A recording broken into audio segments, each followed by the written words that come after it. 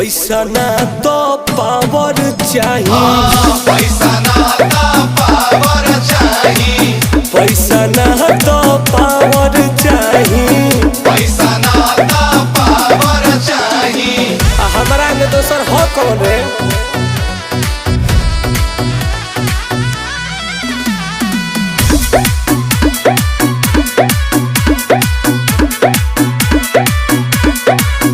सब रुपये के तो खेल बाटे, रुपये से जेल बेल बाटे।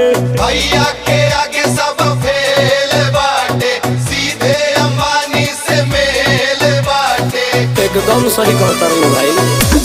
हमारा से कौन बरिया